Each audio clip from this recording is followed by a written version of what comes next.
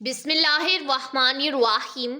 پیارے دوستو، آج میں آپ کے ساتھ ایک ایسا حیران کن واقعہ شیئر کرنے والی ہوں جسے سن کر آپ لوگ بھی حیران رہ جائیں گے۔ یہ واقعہ حضور غوث پاک رحمت اللہ علیہ کی کرامات اور اللہ تعالیٰ کے حکم سے ایک سوکھے ہوئے درخت سے پانی کے نکلنے کا معجزہ۔ پیارے دوستو، اس واقعے کو مکمل طور پر سمجھنے کے لیے اس ویڈیو کو اینڈ تک لازمی دیکھیے گا۔ حضور غوث اعظم سیدنا شیخ عبد القادر جیلانی رحمت اللہ علیہ کے گیلان کے رہنے والے تھے اور آپ کا لقب محی الدین تھا۔ محی الدین کا مطلب ہے دین کو زندہ رکھنے والا۔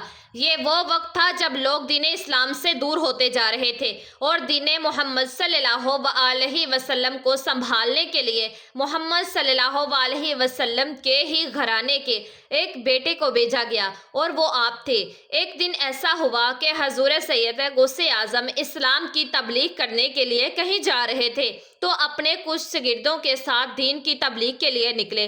چلتے چلتے آپ ایک ایسی جگہ پہنچے جہاں پر کوئی بھی پیڑ پودا نہیں تھا اور جہاں پر کوئی بھی آبادی نہیں تھی اور جہاں کی زمین بالکل بنجر تھی، یعنی زمین پر کوئی پیڑ اگ ہی نہیں سکتا تھا، پر وہاں صرف ایک درخت تھا اور وہ بھی سوکھا ہوا تھا۔ وہ ایک بڑا پیپل کا درخت تھا اور جس کی جڑیں زمین سے باہر تھی۔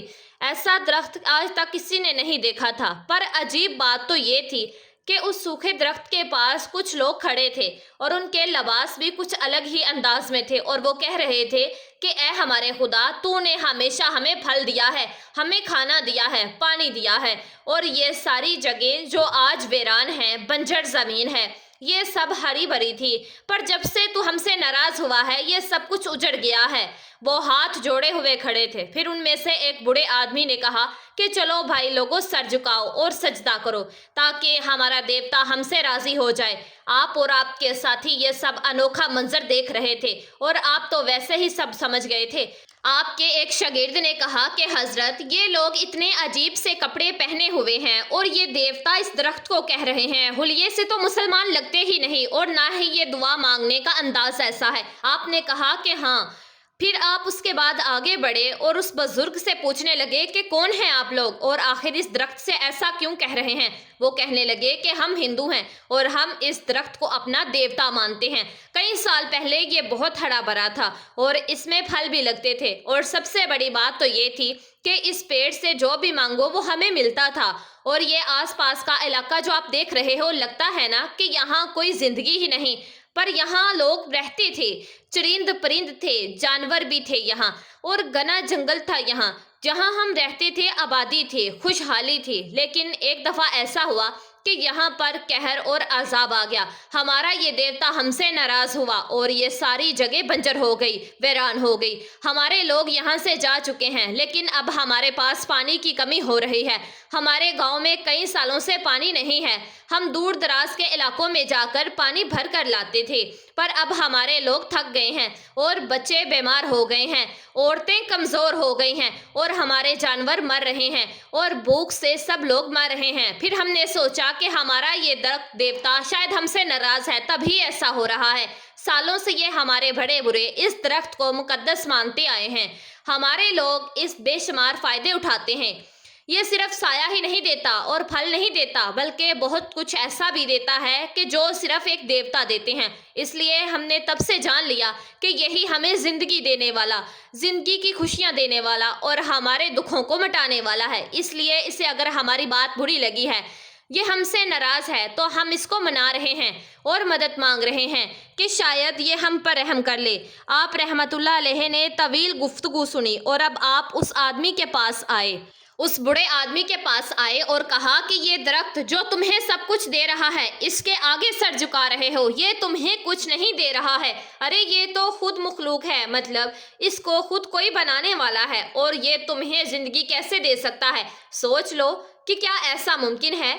برا غضبناک ہوا اور بولا کہ یہ کیسی بات کر رہے ہیں آپ؟ یہ ہمارا خدا ہے، یہ وہ درخت ہے جو ہمیں بیماری سے نجات دلا کر ہمیں شفا یاب کرتا ہے، وہ لوگ بہت غصہ ہونے لگے کہ ایک تو ہماری پوجا کے درمیان آ کر ہماری عبادت میں رکاوٹ ڈال دی ہے اور اوپر سے کہتے ہیں کہ یہ مقدس پیڑ ہمارا بھلا نہیں کر سکتا۔ آپ نے فرمایا کہ یہ تو سوکھ رہا ہے، یہ تو ختم ہو رہا ہے، تو کیا کسی کا رب ختم ہو سکتا ہے جس نے اس پوری کائنات کو بنایا ہے، جس نے تمہیں جان دی ہے، اس پیڑ کو جان دی ہے؟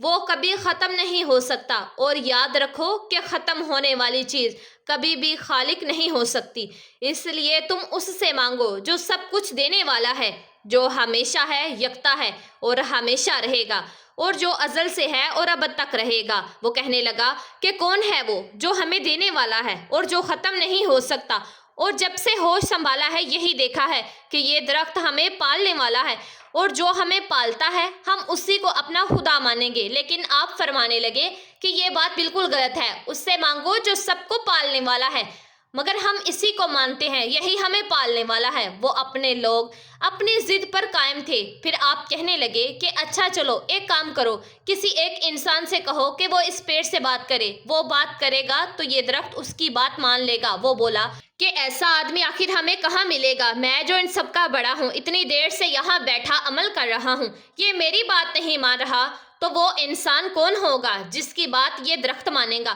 آپ فرمانے لگے کہ اگر میں اس سے بات کر لوں تو تمہیں برا تو نہیں لگے گا؟ تو وہ کہنے لگا کہ جس طرح ہم اپنے بزرگوں کو مانتے ہیں آپ کو بھی مانیں گے، اور اگر آپ نے ہمارے درخت کو منا لیا۔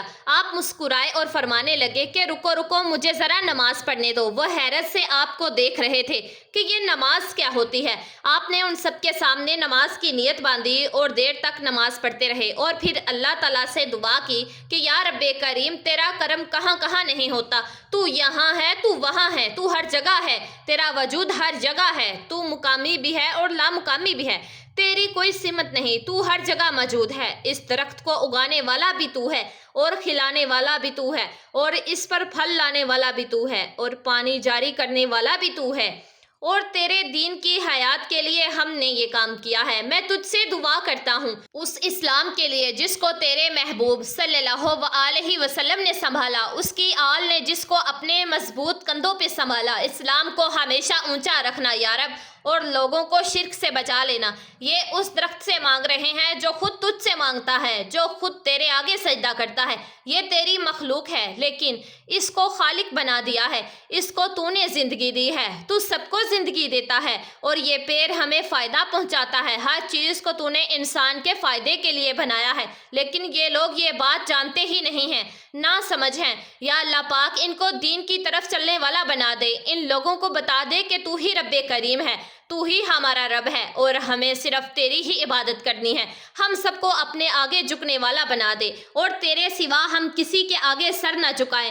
تجھ سے ہم بھیک مانگتے ہیں، عطا کر دے رب رحمان۔ اور پھر آپ اٹھے اور بزرگ سے کہا کہ میں نے اپنے رب سے دعا کر لی ہے، غور سے دیکھو میں نے کس سے مانگا ہے؟ اس رب سے جو ایک ہے، جو واحد ہے، اور اس کا کوئی شریک نہیں، نہ اس نے کسی نے پیدا کیا اور نہ وہ کسی سے پیدا ہوا۔ وہ سب کا خالق و مالک ہے، وہ پاک ہے۔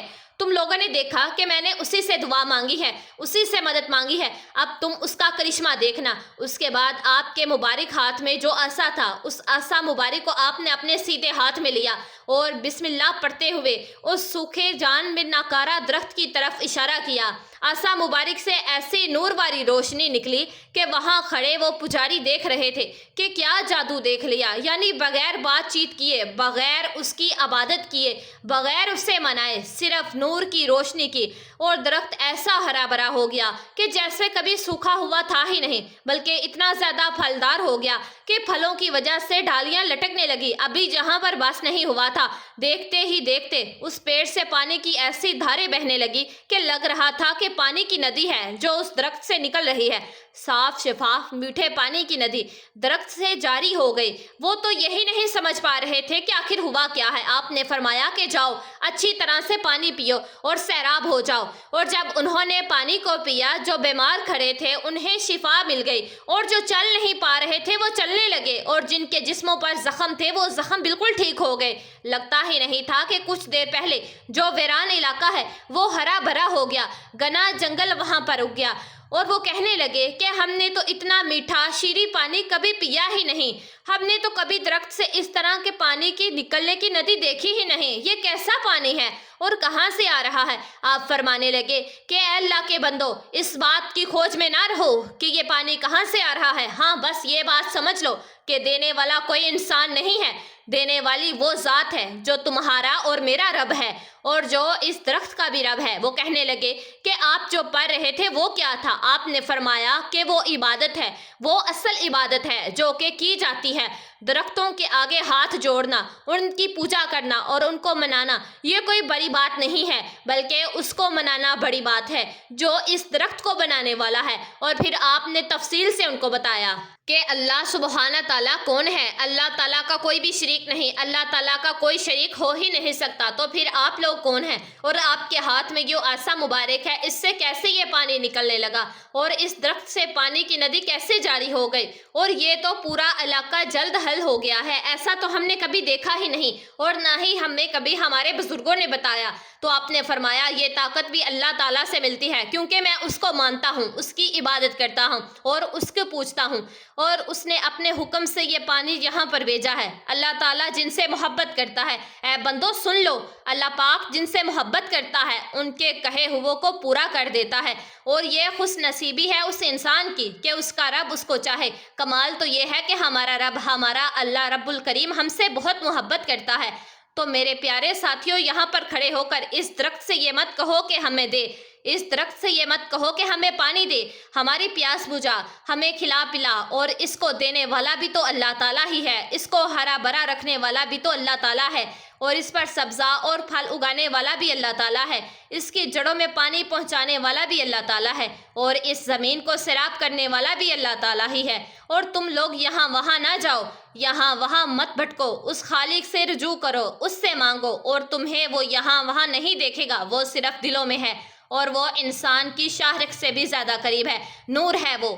پھر آپ نے یہ مبارک آیت پڑھی، اور زمین پر پھیلنے والی بوٹیاں اور سب درخت اسی کو سجدہ کرتے ہیں۔ آپ رحمت اللہ علیہ کے اس عمل سے ان لوگوں کے دل میں بھی نور ہی نور پیدا ہو گیا، اور وہ لوگ جو بھٹکے ہوئے تھے، جن کے چہروں پر مایوسی تھی، وہ لوگ کہنے لگے کہ ہم بھی آپ کے رب کو مانتے ہیں، ہمیں کلمہ پڑھا دیجئے۔ اور اس کے بعد آپ نے انہیں کلمہ پڑھا دیا۔ وہ گاؤں والے لوگ آپ کی بات پر اس قدر خوش تھے، وہ آپ کے ساتھ اپنے گاؤں میں بھی گئے اور وہاں جا کر اپنے لوگوں کو بتایا کہ یہ اللہ والے ہیں، درویش ہیں، اور انہی کی وجہ سے آج ہمارا درخت پانی دے رہا ہے، تو تم لوگ ان کے دین کو اپنا لو۔ اور پھر ان سب نے بھی عہد کیا کہ آج کے بعد ہم کسی چیز کی بھی پوجا نہیں کریں گے، کسی کو بھی اپنا خدا نہیں مانیں گے سوائے اللہ تعالیٰ کے، جو ہم سب کا خالق ہے، جو ہم سب کو بنانے والا ہے۔ ماشاءاللہ، سبحان اللہ۔ جی تو میرے پیارے دوستوں، میں امید کرتی ہوں کہ یہ ویڈیو آپ لوگوں کو ضرور پسند آئے گی، اس کو آگے شیئر لازمی کیجئے گا، اور اگر آپ نمرا وائس سٹوریز چینل پر نئے ہیں تو پلیز چینل کو لازمی سبسکرائب کر دیجئے گا، ویڈیو کو لائک کر دیجئے گا اور بیل آئیکن کے بٹن کو پریس کر دیجئے گا۔ دعاؤں میں ہمیں یاد رکھیے گا اور اپنا ڈھیر سارا خیال رکھیے گا۔ جزاک اللہ۔